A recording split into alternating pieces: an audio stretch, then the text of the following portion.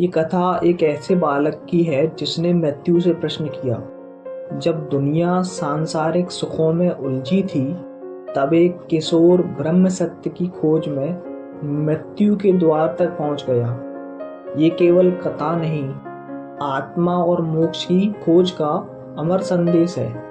ये कथा है नचिकेता की।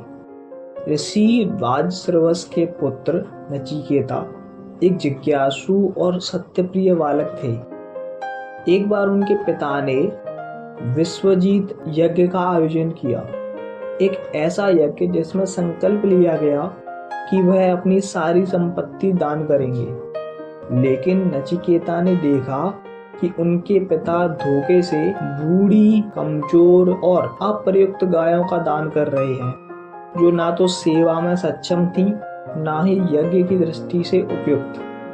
वो क्षण था जब सत्य की चेतना एक बालक में जागृत हुई। नचिकेता ने बार बार पिता से पूछा, पिताजी, आप मुझे किसे दान करेंगे?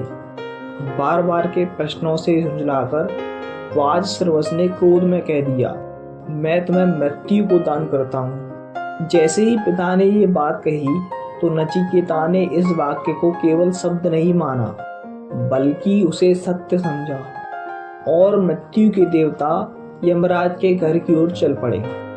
जब नचिकेता यमलोक पहुंचे तब यमराज वहां नहीं थे। बालक ने 3 दिन और 3 रातें बिना खाए पिए यमराज के द्वार पर प्रतीक्षा की। जब यमराज लौटे तो उन्होंने देखा कि एक ब्राह्मण बालक अतिथि रूप में भूखा प्यासा उनकी प्रतीक्षा कर रहा है। और भारतीय संस्कृति में कहा जाता है, अतिथि देवो भव। इसी भाव से प्रेरित होकर यमराज ने विलंब का प्रायश्चित करने के लिए नचिकेता को 3 वरदान मांगने का अधिकार दिया। नचिकेता ने पहला वरदान मांगा कि मेरे पिताजी का क्रोध शांत हो। यमराज ने यह वरदान तुरंत प्रदान किया। दूसरा वरदान नचिकेता ने मांगा कि मुझे अग्नि विद्या का ज्ञान दीजिए। यमराज ने उसे यज्ञ की अग्नि विद्या सिखाई। तीसरा और अंतिम वरदान, इस बार नचिकेता ने एक प्रश्न पूछा कि मृत्यु के बाद आत्मा का क्या होता है? क्या वह रहती है या नष्ट हो जाती है? ये प्रश्न आदिकाल से गूढ़ और रहस्यमय रहा। यमराज ने भी इस प्रश्न से बचने का प्रयास किया।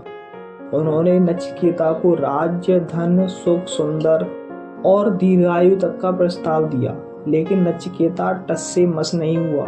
उसने कहा, इन सब का अंत है, मुझे केवल उस सत्य का ज्ञान चाहिए जो मृत्यु के पार है। आखिर में यमराज प्रसन्न हुए और बोले कि आत्मा न मरती है न किसी को मारती है। जो आत्मा को मारने वाला या मरणशील समझते हैं वे अज्ञानी हैं। आत्मा अजन्मी है, अविनाशी है, वह शरीर को त्यागती है, जैसे मनुष्य पुराने वस्त्र को त्याग कर नया पहनता है। मृत्यु केवल शरीर का अंत है, आत्मा का नहीं। आत्मा ब्रह्म का अंश है, जो जान गया है वह मोक्ष को प्राप्त करता है। मित्रों, यही संवाद आगे जाकर कट उपनिषद का आधार बना, जहाँ एक बालक मृत्यु से जीवन का रहस्य पूछता है। जो आत्मा को नाशवान मानता है वह ज्ञानी है। आत्मा शाश्वत है, नित्य, अजर और अमर। आपको ये कथा कैसी लगी हमें कमेंट्स में बताओ और आगे वीडियो देखने के लिए हमारे चैनल को सब्सक्राइब करो।